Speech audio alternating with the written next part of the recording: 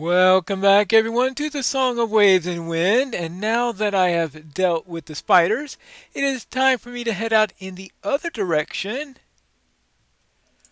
where I may find an occasional Tassari. But in addition to finding Tassari,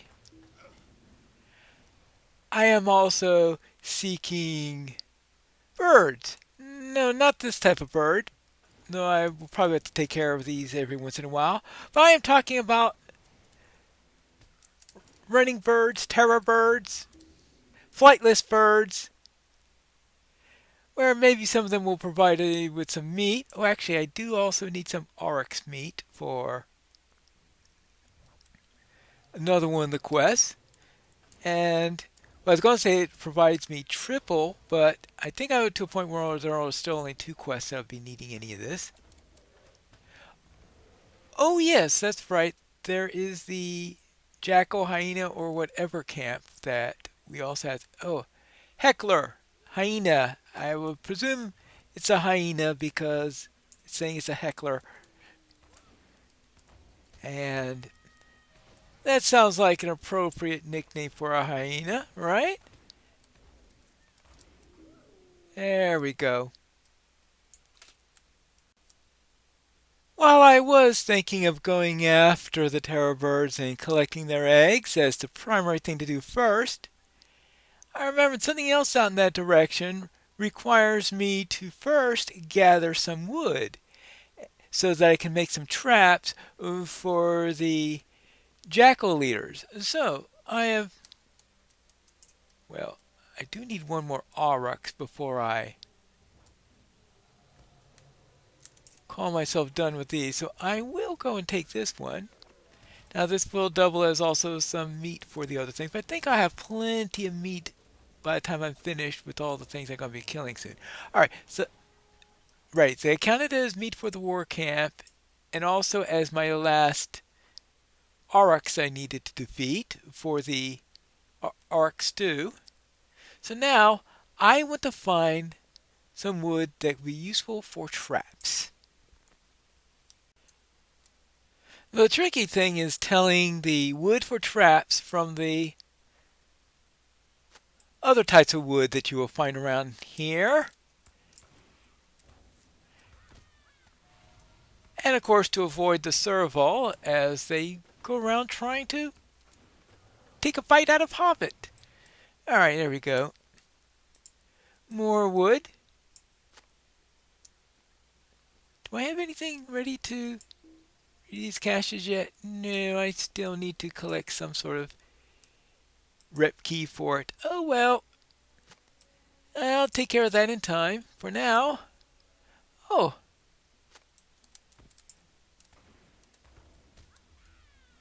they're all nice and alive. I thought I was going to have trouble and have to run all over the place, but I seem to be finding them all together. There we go. 3, 4. Oh. Oh! I also need firewood here. Okay, so half the ones I picked up were from firewood and the other half were from ah, nothing like two quests with items that look exactly the same scattered all over the place. I was thinking, wow, I found 6 of them. All. No, I found 3 for one quest and 3 for another. Fortunately, it's easy to tell the woodworking wood apart from the quest wood, since these look like nice, neat little logs that have been prepared for us. Why? I have no idea. I guess it was to make them as distinct from the regular wood you gather as much as possible, even though the quest versions do tend to be rather similar to each other. I suspect that we are not going to be using bee meat. Yeah, I didn't think so. You would think, though, with a bee that large, one might consider it. Yeah, it could be that they attempted it wasn't worth all that much. Well, normally, of course, they wouldn't think of it because they're using their bees to make money and all. I mean, to make honey. I mean, maybe some money on top of that, but to make honey. So eating the bees is probably not something that they would normally. Okay, that's all the wood I need for the traps, and this might be the last one I need for the firewood. So now it is time for us to head out and let's set some traps, right? I do need to kill a few more of these hecklers in order to fulfill one of the other quests I've got here. So as I am going around to kill the den mothers or where they call them, I'll also take care of a few of these. I don't have any quests to kill. Oh, that's all the meat I need at least. Now, if I remember correctly, I need to set the trap and then kill her. So, where do I set the trap? Set the first makeshift trap somewhere in here. Probably have to be standing practically over where she's at before I do it. Ah! I just missed it. That's all. So I put the trap right here.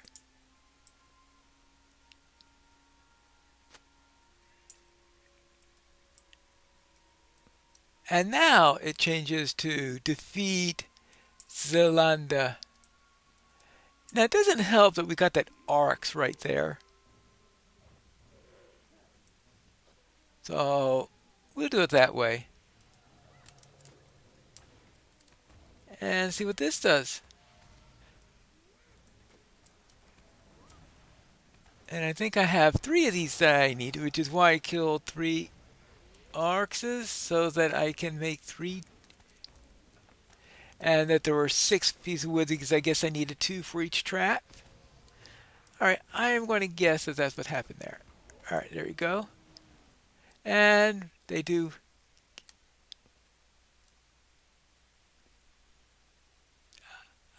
I don't know. I just think that the type of wood I gathered and the look of these traps just don't go all that well together. Now, the next one's off in this direction. So let's see if I can find the second location. Ah, that looks like the second one. Coda. You would think that Coda would be the last one, right? Well, in any case, let us place our second trap there and bring an end to Coda. Alright, there you go. Yes, making sure that reduce the chance of her having a chance to take a bite of hobbit flesh before she dies. There you go. And whew, that's 7 of those down, and also 2 of the main ones. Last one is not too far away based on that. Actually, we'll take care of this. Not too sure how much meat you're going to be able to get out of this pup, but I do need to reduce their numbers.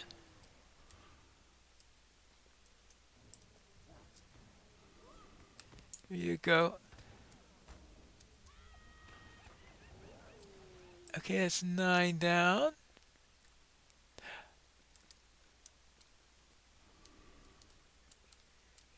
Let's take care of you. I think I'm getting close to the last. Actually, this says I'm really close, that I am practically on top of the right location. So I need to look out for. Most likely I'll see the mob before I see the rest. Oh, there's the trap right there. That's a pup. Okay, let's take care of this pup first, since it seems to be on a patrol that's going to go right on top of me, and I don't need extra helpers. Okay, that's Zer Zoomri. Zoomri. That's Zoomri.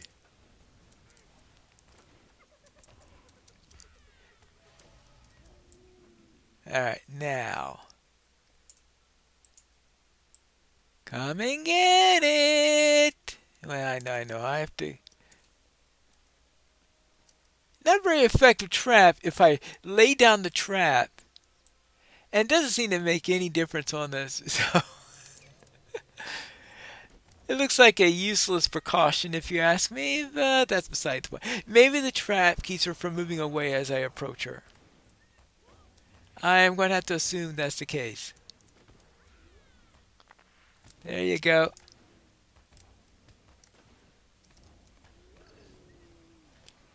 Well, that takes care of that. And how am I doing on... Oh, I've taken care of all of those. All of those. I need to speak with the farmer outside of Igar Garage. Oh, I guess that's for doing stuff relating to the stew. So it sounds like I just need to return to camp. Of course, it's not time to go back to camp because I need to find those birds. And their eggs, of course, because that's what I'm supposed to collect. So, okay, I found the birds.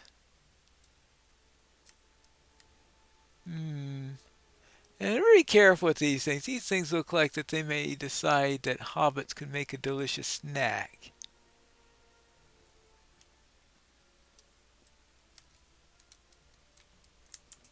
And also, ouch! Speaking of snacks, that is exactly what they see me as. Well, I survived it. Okay, that is one egg. How I store these eggs, I don't know, but I don't know how I store anything on this character. So why should that be anything new?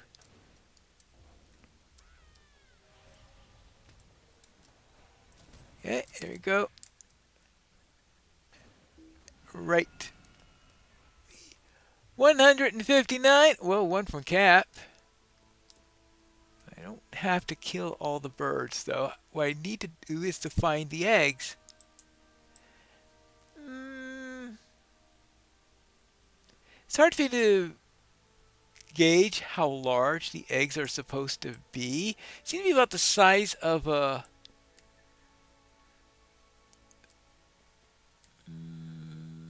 Oops. Of an emu egg, maybe? They sort of look emu-ish shape in the egg. I mean, obviously the birds, they look nothing like an emu. I mean, other than the fact that they're both big birds. I've never seen a cassowary bird, so I don't know how big their eggs are. The shape doesn't doesn't look like that of an ostrich egg, so that's not comparable. I think they're a little small compared to ostrich eggs, at least as I could tell. I suppose maybe someday an ornithologist would play this game and give their opinions of the egg sizes on there and how they look and the shape and what bird they would think they were from if we weren't told what type of bird they were within the quest text. Hmm. Especially considering that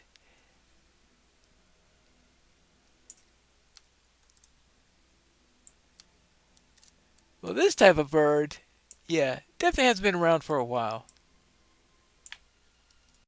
Ah, there's the last of the nests. And with this, I think we really are done, right? There we go. Yes, because the only other thing left is to speak with Mizati. So let us get out of here. And let's try to avoid being the latest snack for one of these. Speaking of snacks,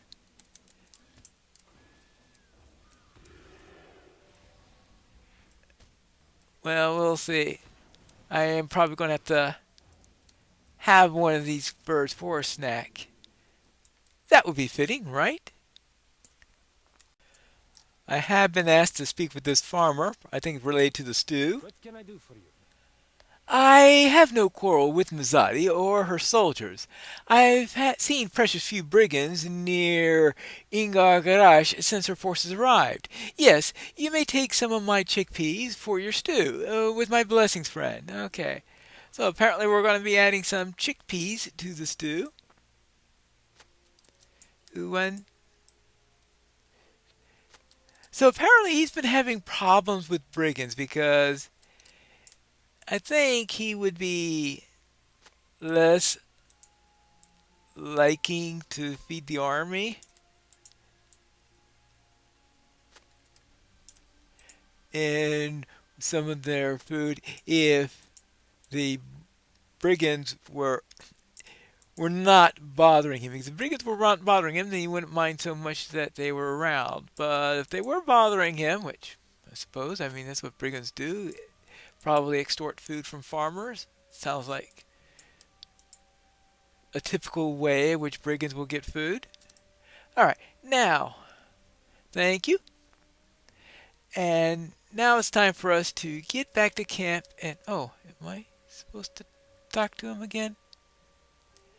Oh, no, no, it's just saying that he's part of the quest. All right. First, let's deliver the eggs.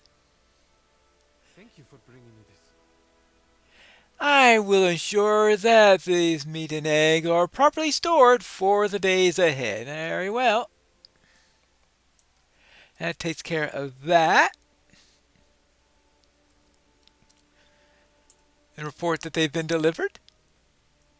I dispatched some soldiers to compensate the herdsman at Sormidan for his cattle. And let the folks there see that the Shara of Renewed Hamat is not like the other rulers with whom they have had dealings. I thank you with both for your words and for the deeds that you have done for me on this day and on others. All right? I'm pleased as well. I believe this is how my mother would have resolved the situation. Nothing is given for nothing, but especially not loyalty. That is earned. Haha. Yeah. This Quinta elf has come in search of you. And this elf spoke with Sharamazadi on of a contagion in the forest to the north, and of his people's opposition to the Ordach. She invited him to join her army, but he says that you and he have urgent business elsewhere. Hmm? Really? Well, talk to Ulashar. Alright, we will worry about Ulashar later. Let's close out these quests here, since that's going to be a new line. First of all, let's take care of this. You have saved more Suberzuris than you know. We are once more in your debt. I believe that Numuru wants to celebrate your arrival by showing you how to make his famous stew. Nako Jura. Tread carefully, my friend. I wish for you to see to see the morrow.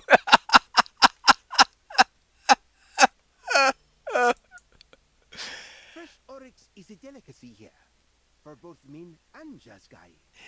You have helped to curtail the threat of the Jizgai and doubtless saved countless lives in Supazuri and travelers on the Great Road, and for that I am grateful. You're welcome. And you? This valley belongs to the Zajani, and no one else. This is excellent! So very fresh. Now we must build a fire and add the special herbs I gathered. Alright, so let's go there. This is the actual making of the stew. I think the fire. Ah! the fire is to be built right here. So apparently I not only have the fire, but I have all the pots all ready to add with it. Okay, so let's work with that. Good. So add add in stew ingredients into the cauldron. Okay, fine. Add the stew ingredients to the cauldron. Okay, good. Stir the stew. Okay, which is the point where I stir the stew?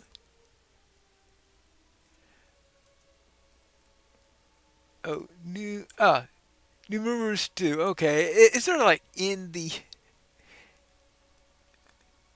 I'm cooking this in a cauldron, not in a pan. The smell bubbling is quite strong and musky. Alright, though not altogether unpleasant. Alright, let's have a little taste of it. The stew isn't bad. It tastes strongly of cardamom and ginger. Well, it can't be all that bad if it tastes of cardamom and ginger, right? Okay, so let's report on this. It tastes good, right? Good enough for camp food anyway. It's always better when you make it yourself. And Narcojura recipe. Oh, I get a recipe for this. All right, and good. Well, that's the mite recipe.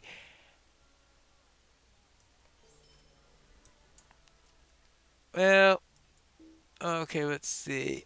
Oh, I already know that recipe.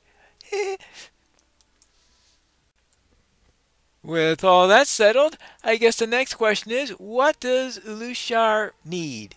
We have to find that out in the next episode of the Song of Waves and Winds.